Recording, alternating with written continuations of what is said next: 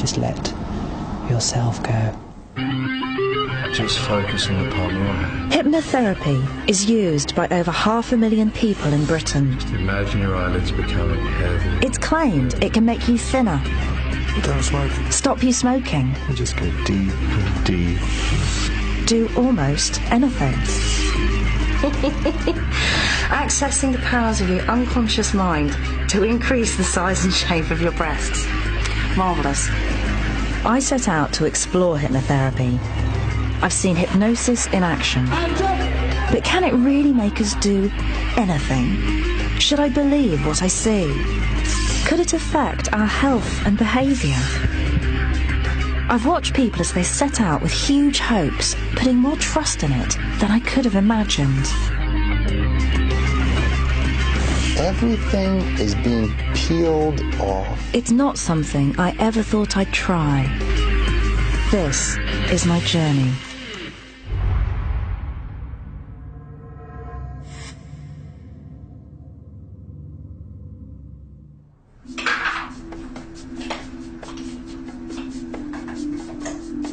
This is me, Kathy Sykes, Professor of Sciences and Society at the University of Bristol. I've always found the idea of being hypnotised spooky, and to be honest, I didn't really know what it was. You hear that it involves our unconscious mind, whatever that is, and exposes hidden layers. What might a hypnotist find lurking beneath my surface? There's the Kathy Sykes that the world sees, and then there's a private Kathy Sykes that many fewer people see. And then there's layers of Kathy that, I gradually get to find out about as I get older. And, I think it's a life's work finding out who you are. And so the whole idea that, somebody might be able to reach parts of you that you can barely reach yourself, you wouldn't want an audience. In my work, I have to spend a lot of time being in control, so it's not something I hand over lightly. I love dangerous sports and doing them in quite edgy ways. I like risk, but that's kind of playing with control a bit. And the whole idea of one other person having control over me, what I'm doing, well, I'm not all that keen to try, really. I'm actually hoping I don't have to. Hey. Okay, we're going to start with this pretty blonde here. Madam, in a moment, I'll click my fingers twice, you'll stand up, you'll have this wonderful relaxed feeling, and you take off all your clothes. I wanted to start my investigation into hypnotherapy by looking at the one thing I am familiar with, stage hypnosis. I'd had a glimpse when I was a student, and now, as a slightly more sober adult, it made sense to start here. I don't know what to expect tonight. I'm hoping to be entertained. It'd be interesting to see if it has any sort of effect on me, maybe. I don't know what you're laughing at, because in a moment I'll clip my fingers 3 times and you'll have diarrhea. Oh, there's some there. There's posters everywhere for Michael McCoy.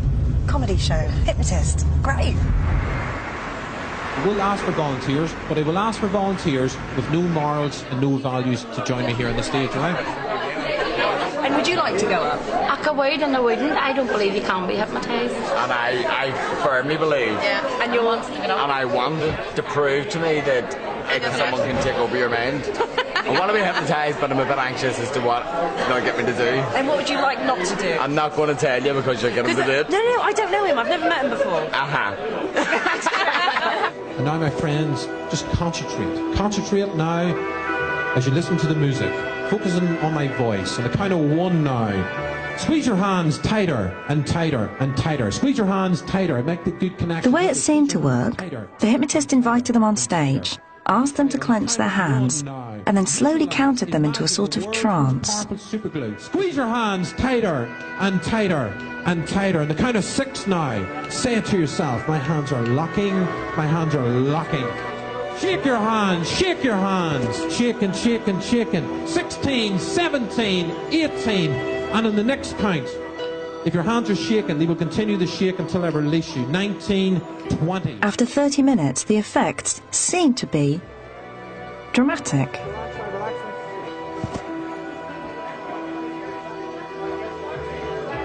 We're going to go by motorbike. 3, 2, 1. Rev up your motorbike with your eyes closed.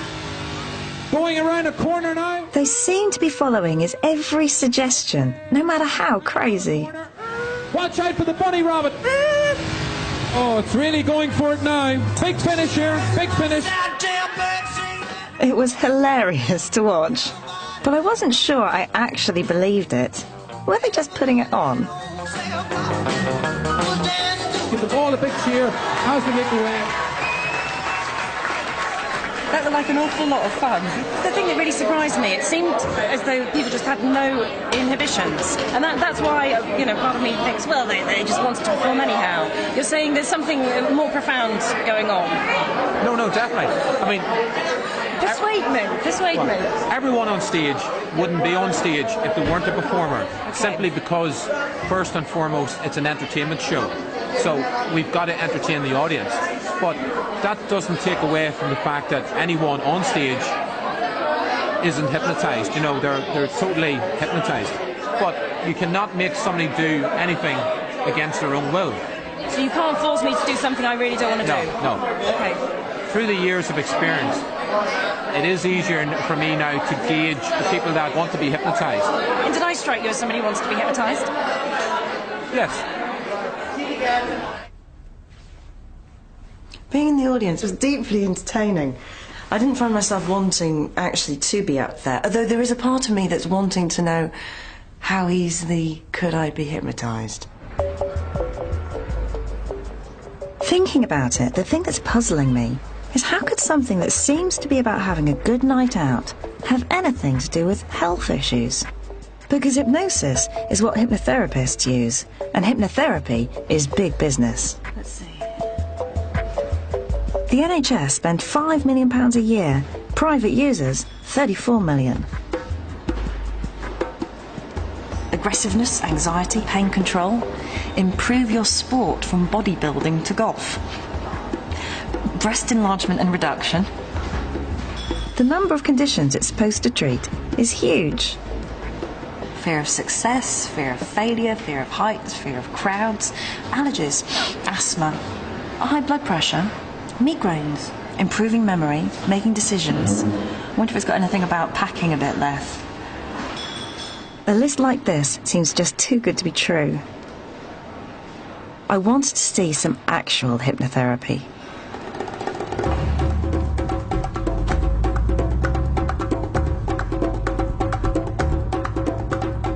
Today's the day that I'm going to stop smoking. I'm going to be hypnotised and hopefully just never want to smoke again. In Birmingham, West Midlands Police Force had just started providing hypnotherapy for the officers. With the national smoking ban just 4 days away, Constable Richard Beaumont was one of 150 prepared to risk being teased by his colleagues. Everybody said I'm going to be hypnotised and get a shout to go to a job, and I'll end up tripping off naked in the car and squawking like a chicken, that sort of thing. Relaxation and calm flowing from the base of your spine, up over your lower back and upper back and shoulders. That's right. You feel What's happening here is a world away from a stage show. Over your buttocks and thighs, your knees and calves. For the first 30 minutes, the therapist worked on the hypnotic induction, achieving the relaxed, trance-like state. Going down and deeper and further, just like going down 10 steps into relaxation and rest. Then he started to make a series of powerful suggestions. And now I want you to think of what would be the worst outcome of continuing to smoke. Who that would affect, the devastation it would cause. Perhaps you could imagine that person stood by your grave, and ask yourself who's responsible. I want you to hold that there for a moment, Richard. Freeze it and then store it away. And then I want you to think of a positive statement that lets you know you don't smoke. And I want you to say that out loud. I don't smoke. Well done. After about an hour, very gently, Richard was brought round. Start to move your fingers and hands and toes and feet. And in your own time, you can open your eyes at 2:45 on the 27th of June 2007. How do you feel? I don't want to fag, Okay. which I did before. Okay. What does that feel like, to kind of being able to say that? It's weird. Feels new. It's the first, yeah, it's the first time. Since I was a teenager, so yeah. Okay, good. Just one session was supposed to be enough. But would Richard really stop smoking? We'd follow this up. Next, I went to see another therapist at work, treating a behaviour millions of us want to change. If you just put our hands together for Elliot Wall, please. This demonstration was designed to introduce Elliot Ward's 2-day seminars. But if you were called up on stage, the one session might be all you needed. Well, good evening. So tell me, who wants to lose weight? Tonight I'm going to show you some things about how you can make changes in your life. After an hour talking about eating habits, he told us to hold out our hands and clench them tightly.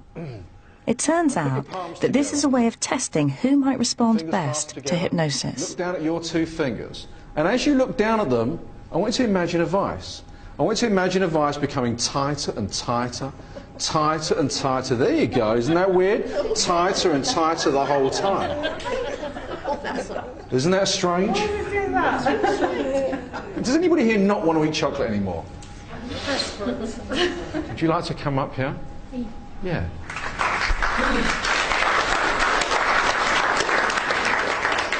Have a seat.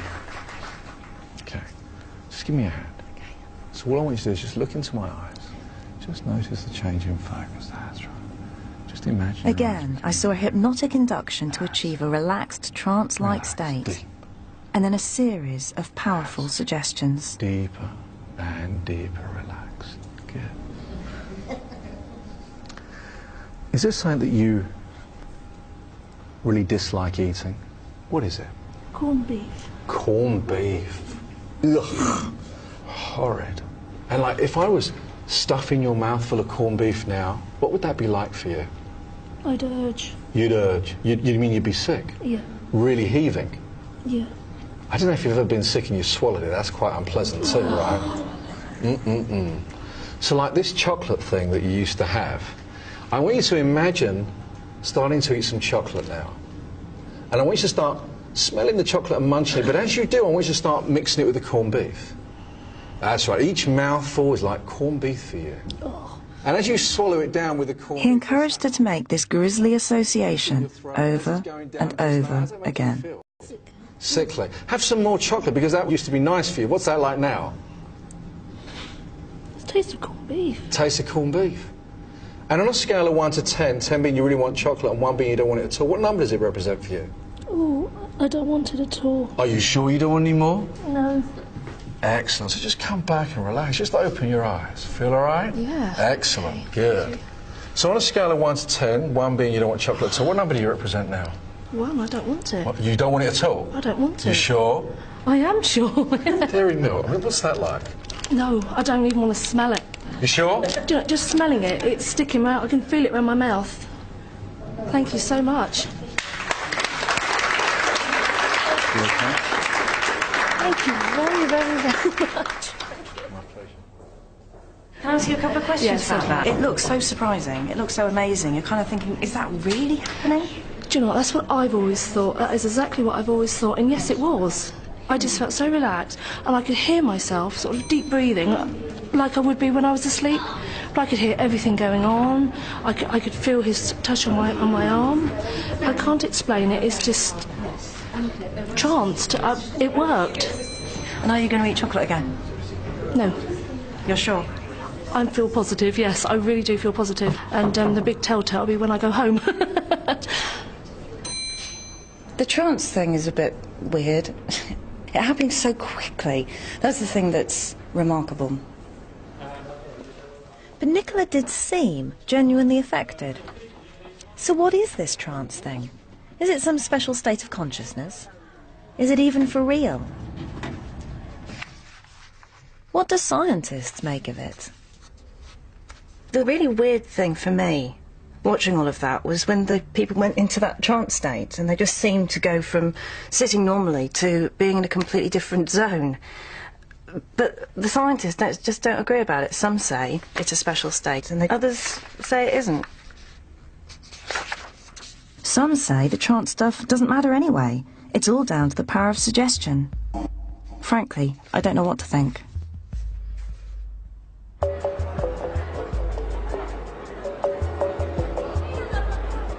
I've come to Italy to meet a psychologist who has a thorough knowledge of the experiments looking into trance and suggestion. He's been working in a lab in Modena. From your perspective, how much do you think is kind of a component of suggestion, and how much is it necessary to be in that trance? Well, that's one of the exciting things. That's been a big debate, an exciting area over the last 50 years. And here's what we seem to know about it. Most of the people that can respond to suggestion in hypnosis usually report that they can respond to it also outside of hypnosis. And this has been the dilemma. What is the role of hypnosis? Is there a hypnotic state at all? Maybe there isn't. Irving's experience has led him to doubt that trance plays a significant role. But he does believe there's a small proportion of people who are highly responsive to suggestion. What's been your experience of people who are highly suggestible? They're not gullible. They are intelligent. This is a person with a talent.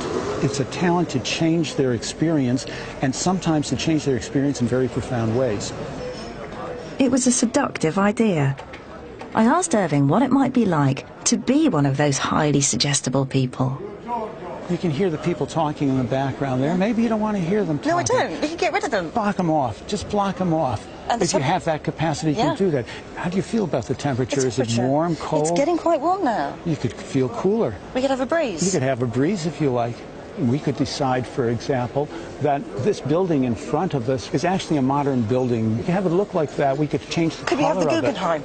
Sure, we could have the Guggenheim. Anything you like, we could change the color of it. We could make it a grey building. We could make it... Irving has been working with some of these suggestible people as part of an experiment. Just about to get to meet one of these highly suggestible people and get to see what's happening in his brain, which is kind of amazing. His name was Pelham. I'm going to ask you to do this twice. First time I'll ask you to do it in hypnosis. Okay? All set? Yeah.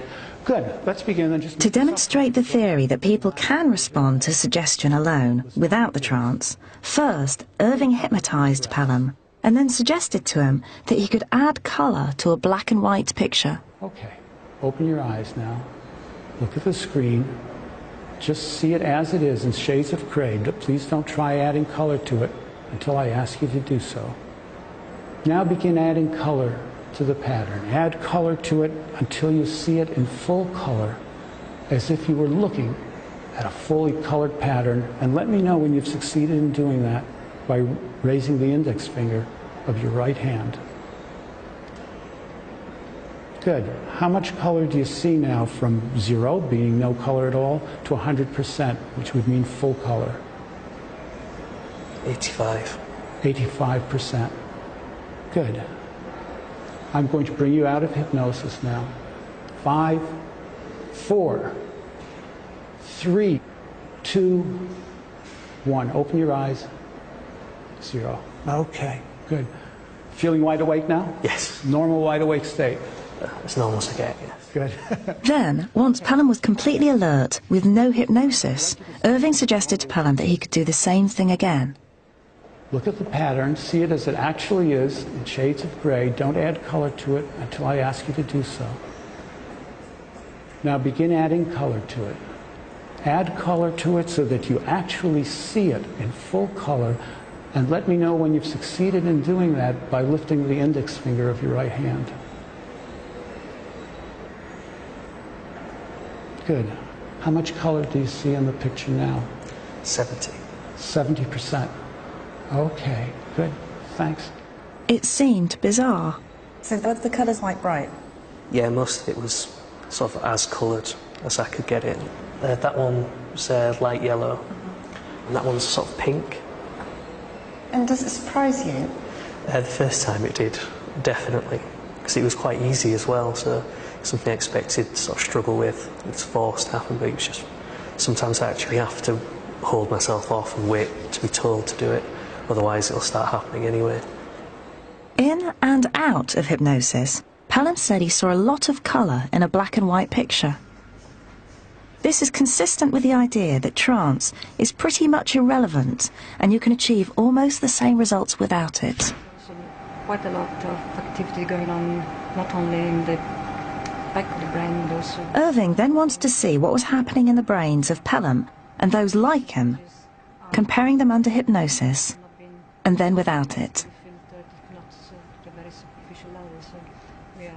Now, when did you get these results? I saw them yesterday morning, and I'm still excited about them. They're not what I expected. Parts of them are absolutely not, and I'm as happy about the parts that I was not expecting as I am about the parts that I was expecting. It's often the case in science. Yeah. Okay, show me. Okay. First, Irving took me through what someone's brain looks like when they're being shown an image in colour for real. An area called the visual cortex lights up.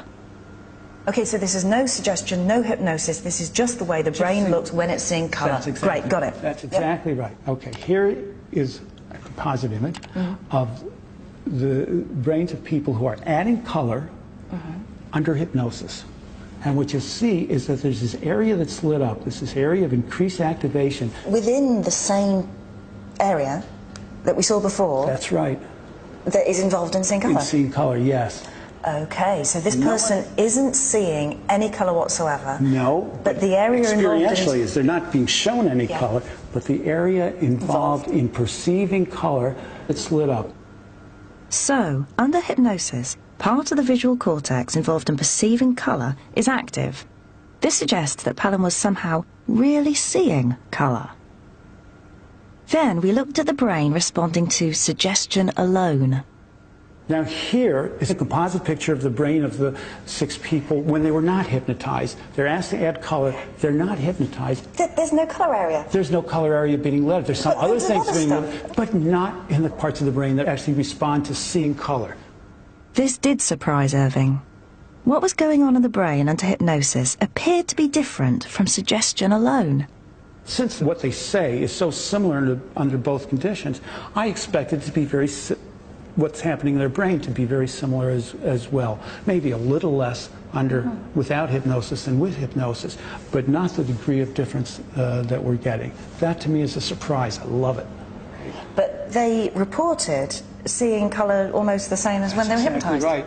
Isn't that exciting? That's amazing. And what's going on up here? Why is all the other stuff being That's a good question. One of the possibilities, one of the things that's consistent with, is that here they might be imagining color as opposed to actually seeing it. They're really thinking. They're really thinking. They're having to remember, imagine. That's exactly right. That's what's being suggested. Now, we've only run 6 subjects. We've got to run maybe another 18 subjects, something like that, in order to really be able to say this conclusively. But already what you're looking at, they're meaningful results. Irving still needs to do more tests. But if the results are repeated, it would suggest that although you can achieve almost the same experience using suggestion alone, trance is doing something. This really made me want to find out what on earth trance is. So I went to see a neuroscientist with a dark past. Now an associate professor of psychiatry, Amir Raz had also trained as a magician. You're a scientist as well as a magician. Yeah, it depends who you ask. Some people will tell you that I'm the best magician among the scientists, and some people will tell you, that it's the other way around. But I am trying to bring these two things together. His unusual perspective has led him to a particular view on hypnosis. For Amir, it's all to do with what happens in our brain when someone is trying to focus our attention. Sometimes I'll go quickly, and sometimes I'll go very slowly. Okay, and your job is just to tell me where the balls are. Fair enough? Okay. Here we go.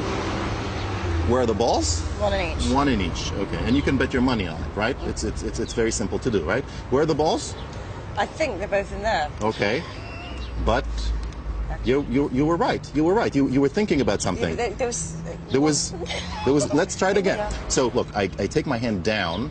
So you're looking at it. I open. You have the element of surprise, and I throw the ball at the same time out of your line of vision. That's the magic trick. But actually, it's not a trick at all. There's nothing to it. Even if you know the technique, I'm just counting on your brain, not registering things at the right time. They're all there, you know, on the floor. According to Amir, what happens under hypnosis is that your brain goes into a state of highly focused attention.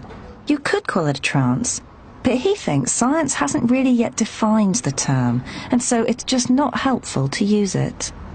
You see, attention and hypnosis, I mean, literally are the same thing, and the way to think about it is hypnosis really is a misnomer. The word hypnosis is very confusing. Hypnosis, relates to hypnos, which is in Greek mythology, has to do with sleep. But hypnosis, the way we talk about it, has nothing to do with sleep. It has to do with attention. It's an attentional manipulation. We know that with attention, you can actually influence cognitive processes, emotional processes, thought, and action. So as a scientist, hypnotism isn't very surprising? As a scientist, hypnosis is fascinating. Then Amir made me an offer that I found myself accepting. How about me trying hypnosis? But would I be able to let go? If you try too hard, you need to revise, okay? You need to let go, and don't try too hard. Let things happen off their own, okay? And I'll try to help you. So play, relax, don't try too hard and go to a place maybe that I haven't been to before internally. And enjoy it. That's nice. And enjoy it, yeah. Right. Oh, it's very nice. It's very nice.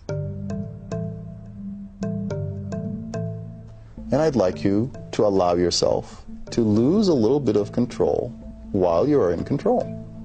That's possible to do. Everything is being peeled off. Float down like a feather. What then happened was a long and gentle process of getting me to become deeply relaxed. We can't show you the whole session because broadcasters aren't allowed to. And once you get there, just let me know that you're there by gently raising your index finger on your left hand.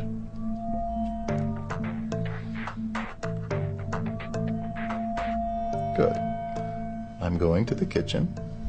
I'm taking out a lemon, one yellow lemon, one green lime. Feel it with your mouth. Feel it with your mind. And the balloon is getting bigger, pushing your hands to the side.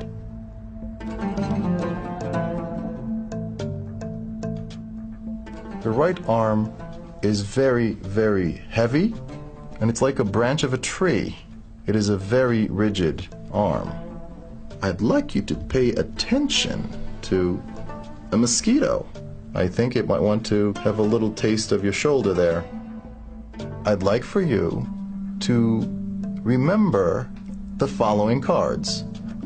However, it might be difficult for you to remember these cards until I tell you, Kathy, now you can remember these cards very clearly. After an hour of listening to Amir's suggestions, I was brought around. Everything is beginning to be more and more crisp and normal. Common wakefulness is about to commence. 3 to 2, 2 to 1, and we're back in the real world. You can open your eyes when you're ready and sit up and yawn and stretch and do all the things that you've been wanting to do for a while. Good morning. Hi there.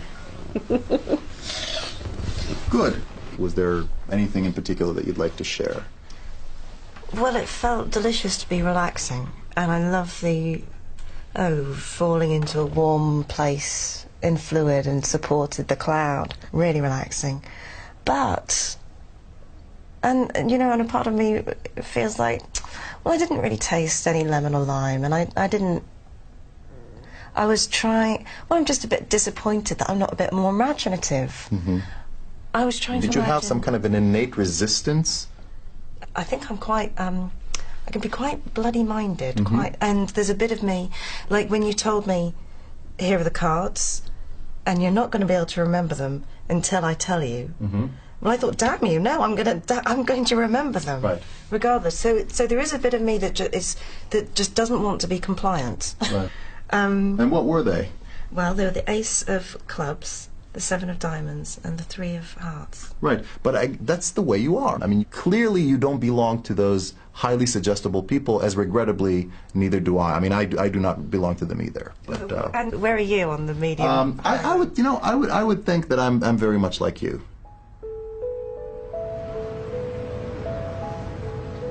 So I'd been hypnotised, or as hypnotised as I could be. But at least I'd learned about what trance might be, and about the power of suggestion. But did any of this mean hypnotherapy can help with real health problems? It was time to meet up with Richard, the smoking policeman.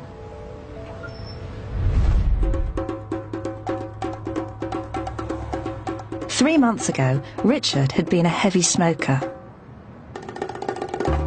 Could he really have quit? I am hopeless at giving up anything, really. If I tell myself I have to give up, then I really want to have it. So if I was smoking 30 cigarettes a day, I'd be stuffed. So Richard, after you'd had the session, did you think you would stop? Yeah, I did. Because I completely wanted to stop. I made the mistake of, I think I went out 3 weeks after stopping, after being hypnotised, and that was it for me. That was when I had my first one. But I lasted 3 weeks with that one, not wanting one. Yeah. The only time I really smoke is when I go out socialising. Good things I don't buy them anymore. So it's cheaper. It's even cheap, I'm saving money. So, 3 months in, and he'd cut down, but he was still smoking. Apparently, most of his colleagues had given up. But what I can't tell is how much of this, if any, was down to being hypnotised. It is really hard trying to work out what bit of this might be working. Because it could have been down to the counselling they received as a part of the package. Or maybe it was just because they were really motivated. What about the case of the chocolate eater? So 4 months ago, Nicola was saying she didn't think she was going to eat chocolate again. But I wonder, 4 months is a long time not to have any chocolate. I would have had some. I couldn't have chosen a better day. Hello again. Nice to see you. Nicola was surrounded by temptation. Well, thank you. So, Nicola, the million-dollar question. Have you had any chocolate? Yes, I have. But it was several weeks down the line, quite a few weeks down the line, and my daughter said, "Oh, Mum, you just must try this." It was something new, and I tried it, and I thought, "Oh no, what a shame." I've blown you know, it. absolutely. But later on, I thought, nothing's the same. It is not the same. It doesn't give me that lovely feeling. It wasn't lovely. Did you taste corned beef? Did it? I didn't taste corned beef, but it wasn't right. And so it's been your son's birthday today. There's chocolate on the cake. Yeah. You could have a bit of cake. Yeah. Have a bit of chocolate. It'd be fine. But there's too much on there. I couldn't eat that. I eat so much less than I used to. I can eat it, but I don't want it. And it is a lovely feeling. It's sort of like being in control. Well, Nicola feels really positive, even though she's still eating chocolate. But anyway, her story is just one story. Scientifically, I can't draw general conclusions from this. It's time to see what real evidence there is. When I first started looking at hypnotherapy, I was just gobsmacked by the number of different things that people claimed it could treat. Dealing with guilt, impotence, compulsive lying. It's fabulous. Asthma, warts. So how do you judge what it might be worth using hypnotherapy for? The thing is, if a neighbour or a friend has tried something like hypnotherapy out, you can be so persuaded by them, can't you? You know, if it's worked for them, you think it works, and works for everything maybe, and if it hasn't worked, then you can be put off. But it's just anecdotal.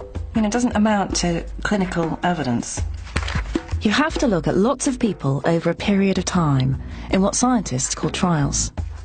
And it's the evidence gathered from these trials that I finally gathered together. So, what do they say about smoking? Well, even though it's really popular and lots of people swear by it, the experts who reviewed it say there's no evidence that it works any better than just advice or even no treatment at all.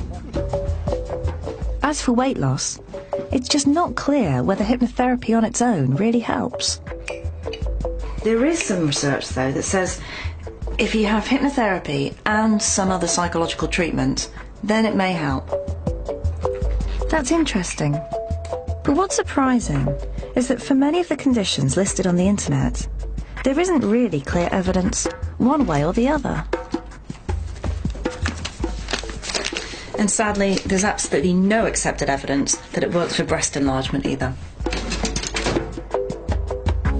In general, more trials need to be done. But in hypnotherapy, that's tricky. You know, each hypnotherapist uses a different process, a different way of relaxing people. The whole induction process is different. And they also use different types of suggestions or other psychological therapies as part of the package. It's really complicated and hard to draw general conclusions. But there do seem to be a number of conditions where hypnotherapy could really offer something. I'm off to explore two of the most striking.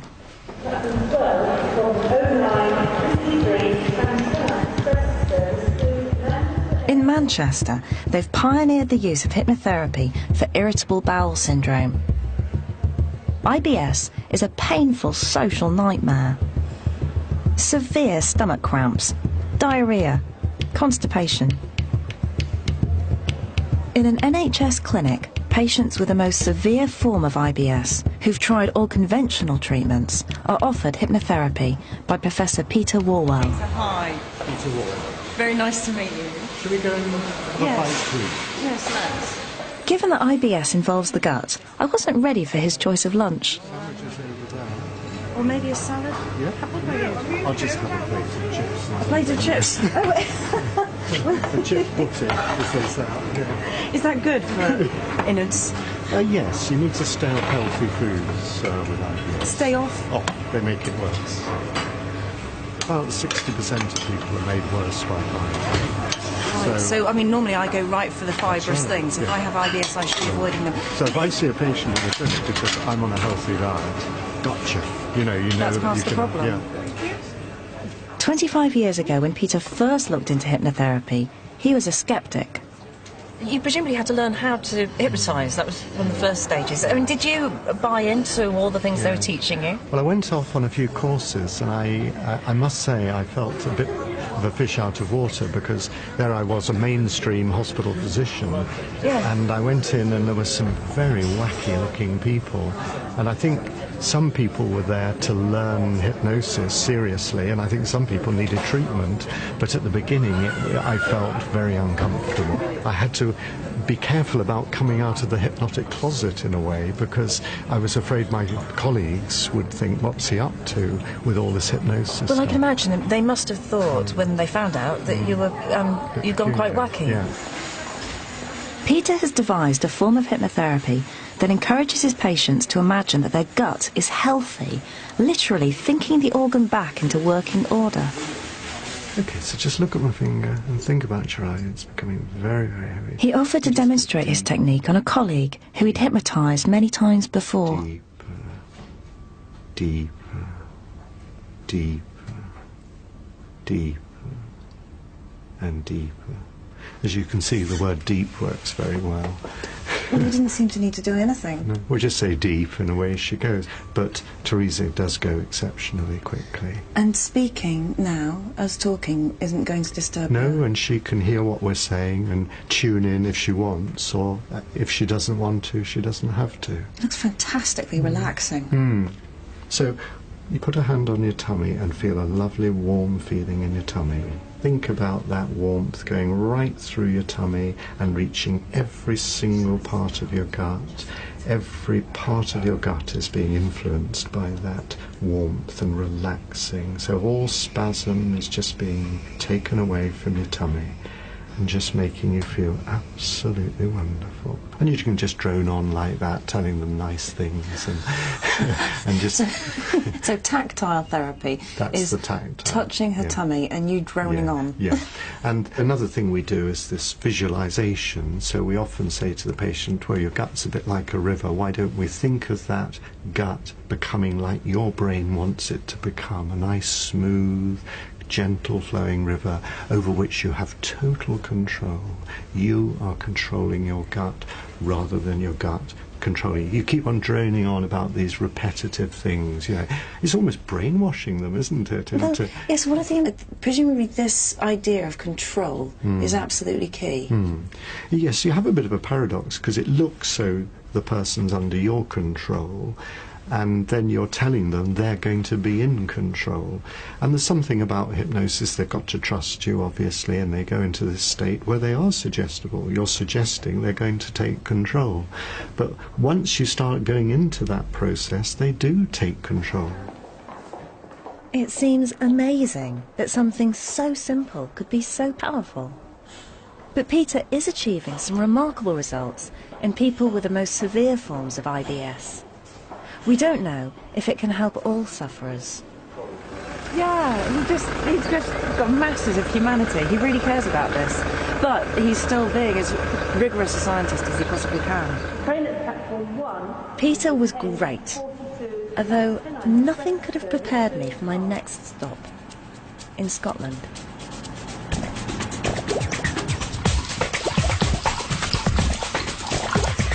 I was here to meet a dentist who'd been using hypnotherapy to reduce the pain of treatment. That morning, he'd be doing something not even he had done before. Teeth extraction, an implant placement with no conventional anaesthetic, just hypnosis.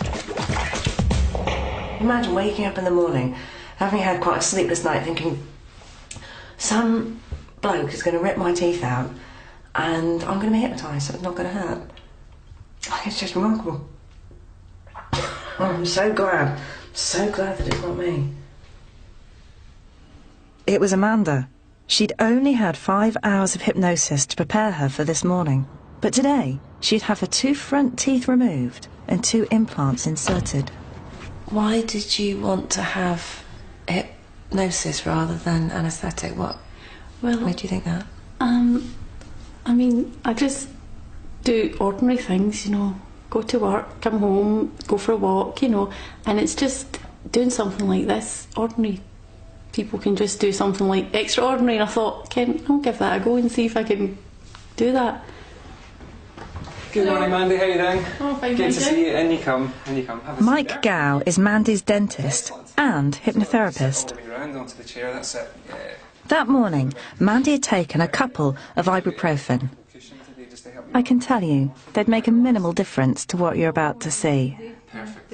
Excellent, good stuff. And I want you to give yourself that signal again, that anchor, okay? And I want you to re-access those positive feelings, the feeling relaxed and positive, okay? Mandy's anchor, a near hand shape, seemed to send her off. Today, the procedure that's happening is to improve the health, improve the function, improve the appearance of the body, isn't it?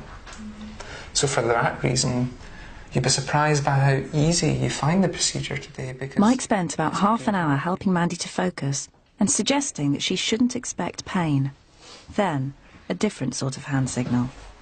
And suddenly, it all felt very real. Just relaxing deeply into the chair, being tucked in, safe, to be entirely comfortable. One way of learning how to do this is to imagine a comfort dial. Visualising in your mind's eye now this comfort dial. You're very easily able just to turn the dial down, aren't you? You can take this pad in your hand and hold on to this pen. I want you to think about that dial now and just write down the number that you can see and feel the comfort dial is at right now. That's right, a 0, completely comfortable. If the number got to 6, Amanda would be given a dose of local anaesthetic. Noticing just how far up in the mouth, the nose, the lip. They were going to monitor Mandy's pulse throughout. So was I. Pressure, you can write down another number there.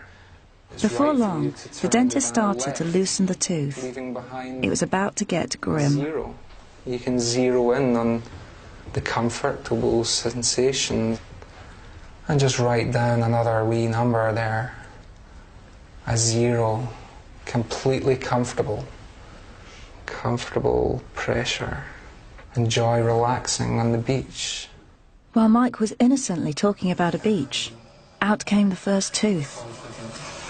Feeling relaxed and calm. Just write down the number the dial is at right now. A 0. How could she write a 0? Comfortable sensations as you walk along the beach. Perhaps you have your shoes off and you can notice the sand between your toes is wet, or whether the sand is dry and warm and fluffy. And as you feel the movement and the pressure, you can allow the altered sensations, the feelings of comfort. So turning the dial down, just writing down a wee number for me there. A 2, okay, turning that 2 down, because it's right to turn down the number 20. Just write down the number again now. Where's the dial at now? A 1, and you can turn the dial from a 2. That was hard enough to watch, but then came the drill. Quite a satisfying feeling to know that you can control the sensation. Choosing at any time just to write down which number feels right. And 1. This was all taking a long time, and her pulse hadn't changed. Drift away, separating Mine sure had. mind from body. Enjoying this perfect day at the beach, the perfect weather. Enjoying the way I hoped Mandy was really on the beach. off the sea. A 1. I certainly wasn't. Comfortable 1, because it's right for 1 to feel comfortable. And it's interesting that there are so many colours and so many different shades in these grains of sand. Just continue to relax while I speak to Kathy. Mandy's pulse has stayed incredibly low. I mean, my pulse was higher than that. Because she's relaxed. Well, she really is in a comfortable place. Yeah. And you can demonstrate that by, again, Mandy, if you just write down the number that's on the dial right now. It's a 0, completely comfortable. Knowing that when the healing Finally, process is 1.5 hours later, we were almost done. the area is feeling functional and healthy again, and the smile will be perfectly complete. I felt utterly drained. What about Mandy? To come back into this room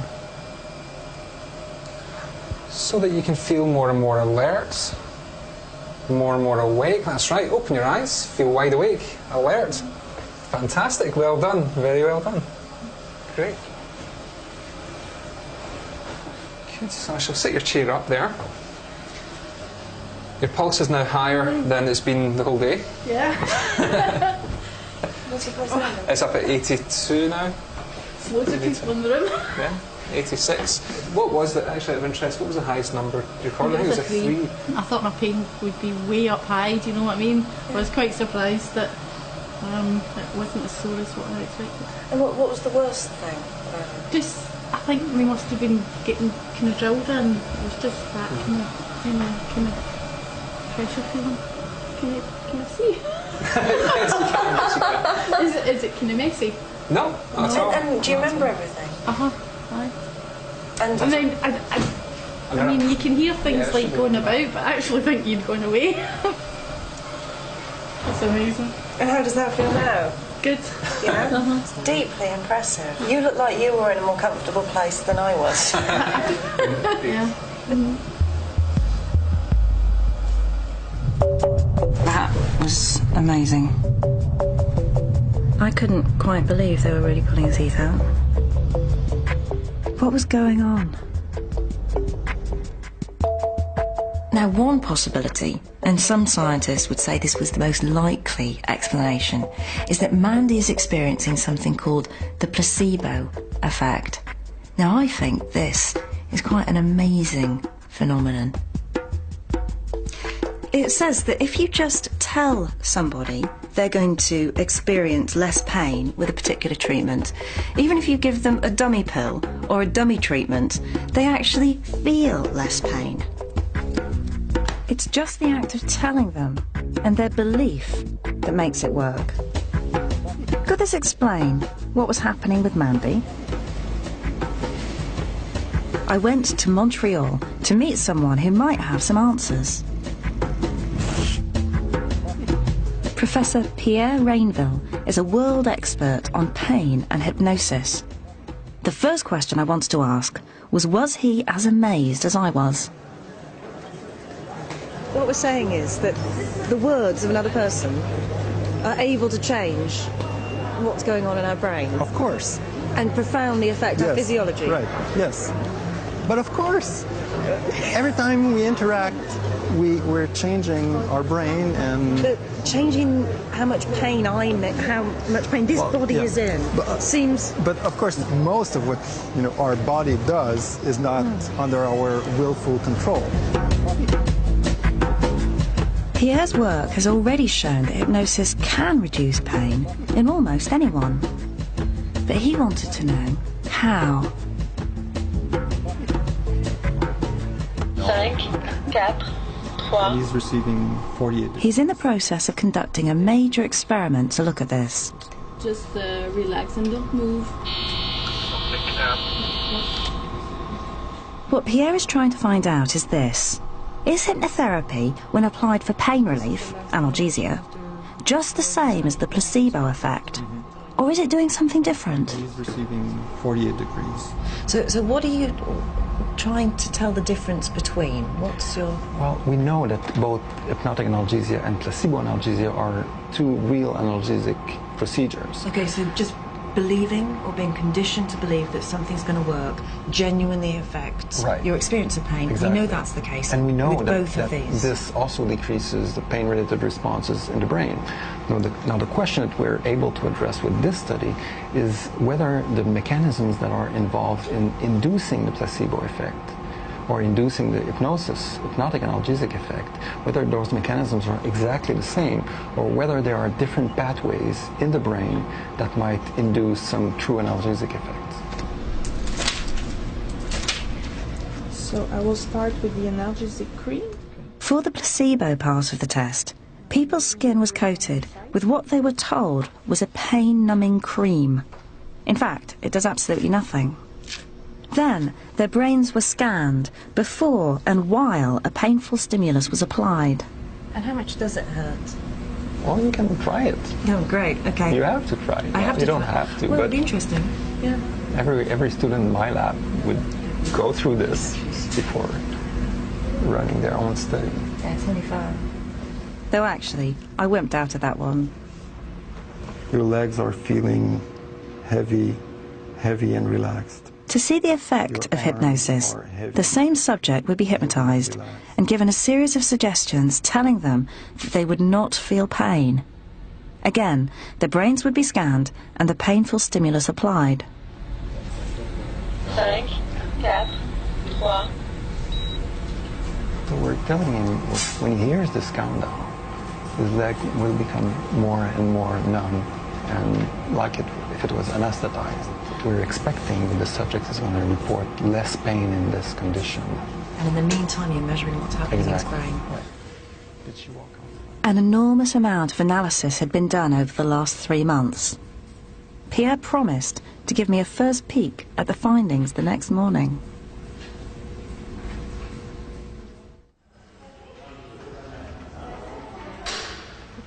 Hi. Good morning. How are you doing? Good, very good. How are you? I'm good. Yeah. And how's it looking? Well, we've done some analyses. Pierre was sounding cautious, as the team had literally been working through the night. They had results to show how the brain responded just before the pain stimulus was given. And Jenny's been up all night, right? Yeah, Jenny's been working very hard on this. This would be the first indication to see if the brain responded to pain under hypnosis the same way it responded under placebo. Right, so these maps are showing brain activity in anticipation of the pain. Okay, so this is the expectation. Right. This is the expectation, and this might reveal areas that trigger the analgesic effect. Mm-hmm. And here in the hypnotic analgesic condition, we find some stronger activation in some part of the prefrontal cortex. And in the analgesic condition in the placebo study, we find another area that's much more dorsal in the frontal cortex. Okay, so just here, Right. which is kind of about here Right. on my brain, Right. that's the hypnotic area that's Exactly. been more activated. And just here, which is higher up, Right. that's the bit that's associated with the placebo control. So they're very different areas. Right. This is consistent with the idea that different processes are involved, different mechanisms are involved in triggering the analgesic response in response to placebo or in response to hypnotic suggestions. It's early days, but it may be that hypnosis really does work in a different way from the placebo. Not yet. With the placebo.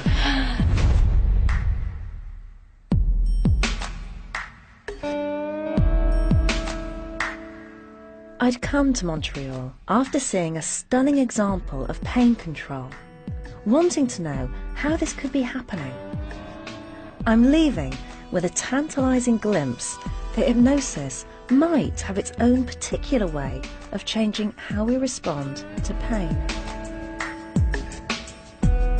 I didn't imagine it was going to be as powerful as it's been. Watching how pain could be controlled was something I'll never forget. I felt totally sick. I remember thinking, don't faint, Kathy. Just look away for a while. Look away, because then you might not be sick. It's been a long journey, but at the end of it, I've seen two powerful examples where hypnotherapy may have a place in medicine. As for me now, where am I? You know, I've felt quite disappointed about not being very hypnotisable. You know, it would have been much more interesting to have had, a more full experience. And I think that now I'd be able to be more playful about it. You know, I'd be able to, just try to really go for it and not see it as a bit of a control fight.